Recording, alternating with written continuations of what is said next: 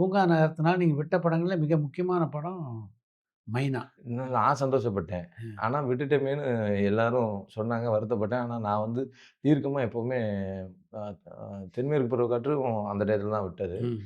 நான் simple sir. எனக்குன்றது எனக்கு வரும் அப்படின்னு நான் நம்புறேன். ம். இத்தன கோடி பேர்ல ஒரு சில 1000 பேர் தான் நடிகர் ஆவாங்க. ஸோ அப்படி என்ன ஒரு சில 1000 பேர்ல நடிகராக்குனது சந்தோஷம். அந்த ஒரு சில 1000 பேர்ல சில 100 பேர் தான் எஸ்டாப்லிஷ் ஆவாங்க. ஜெயிப்பாங்க. ஸோ அந்த சில 100 பேர்ல என்ன எஸ்டாப்லிஷ் ஆக்க வச்ச முருகனுக்கு எ எத குடுக்கணும், எத தடுக்கணுன்றது தெரியும். அதனால முருகா நீ பார்த்துக்கோ அப்படின்ட்டு விட்டுட்டேன். ஆனா, பெர்சனலா வந்து நான் படம் பார்த்துட்டு ரெட் ஜெயண்ட் ரிலீஸு ரொம்ப நல்லா இருந்துச்சு. ஃபர்ஸ்ட்டு படம். ரெட் ஜெயண்ட்டுடைய ஃபர்ஸ்ட்டு படம் ரிலீஸு. நான் வந்து சாருக்கு சொன்னேன். பிரபுசலம் சாருக்கு மதுரை கணேஷ் தியேட்டர்ல படம் பார்த்துட்டு தீபாவளி. "சார் படம் ரொம்ப நல்லா இருந்துச்சு சார்" சொன்னேன். அவரு சொன்னாரு, "பரணி இது நீங்க நடிச்சிருந்தா ஒரு பையன் நடிச்சிருந்த மாரி இருந்திருக்கும். நான் வந்து ஒரு ஆள வச்சு தான் என்னால முடிஞ்சுச்சு. அது எனக்கு ஒரு வருத்தம். ஆனா நீங்க நடிச்சிருந்தா இன்னும் நல்லா இருந்திருக்கும்" அப்டின்னாரு. நான் நடிக்கிறேன்னு தானே சார் சொன்னேன் அப்டின்னேன். இன்னமும் நான் அதே மாரி தான் இருக்கேன். நீங்க கூப்பிட்டீங்கன்னா கண்டிப்பா வருவேன்.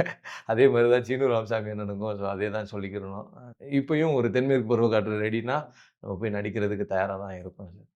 எல்லாமே நம்மளே பண்ணோம்னா, அது கொஞ்சம் கொஞ்சம் எல்லாமே சிதறணும். நமக்கு முன்னாடி வந்த கலைஞர்களும், அவங்களுக்குன்னு ஒரு விதி இருக்கும். அவங்களுக்குன்னு ஒரு அமைப்பு இருக்கும். அதனால அவங்க எடுத்துக்கிட்டாங்க. எனக்கான விதி அமைப்பு வரும்போது நிச்சயமா வரும்ன்ற கடவுள் நம்பிக்கை இருக்கு.